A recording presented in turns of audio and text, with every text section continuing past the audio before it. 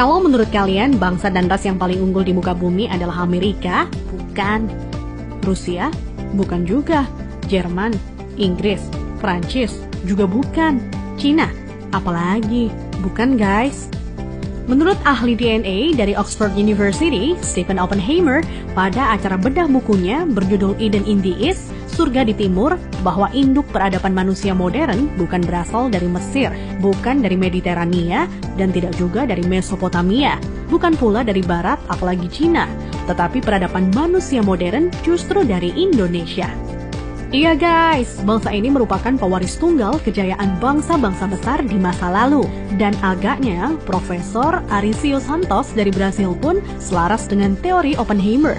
Dalam buku Atlantis The Lost Continent Finally Found, ia menyatakan bahwa titik Atlantis itu ada di Sundaland. Jadi guys, kita tidak pantas bersikap kerdil dengan memelihara sindrom inferior akut alias rasa minder terhadap bangsa luar. Kenapa? Karena nenek moyang kita dulu adalah bangsa yang unggul. Nenek moyang bangsa-bangsa. Jelas ya guys? Lantas, kenapa ada sejarawan menyebut bahwa nenek moyang kita itu tidak beradab, bodoh, penyembah berhala? Itu faktor penjajahan atau kolonisasi guys, yakni pembodohan, pengaburan, dan pembengkokan sejarah oleh kaum penjajah.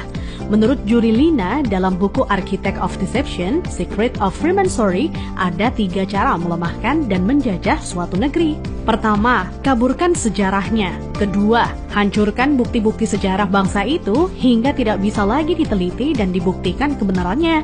3, putuskan hubungan mereka dengan para leluhur dengan mengatakan bahwa leluhur itu bodoh dan primitif. Guys, sejarah Nusantara ini dibikin oleh kaum penjajah seolah-olah hanya dimulai dari era kemerdekaan atau paling jauh di era Raja-Raja Nusantara dulu versi penjajah. Tahu nggak sih guys, ribuan tahun lalu Nusantara terbagi dalam 3 era loh. Era pertama disebut era Wangsa Keling. Wangsa artinya bangsa, sedang Keling artinya kuat. Jadi Wangsa Keling maksudnya adalah bangsa yang kuat. Konon di era ini, leluhur kita berekspansi hingga Kamboja, Vietnam atau Indochina, Thailand, Burma, Sri Lanka, India, sampai ke Madagaskar. Raja yang terkenal bernama Shailendra. Tulisan yang dipakai adalah huruf Talawa, di mana modelnya menyerupai huruf Mesir kuno dan Israel.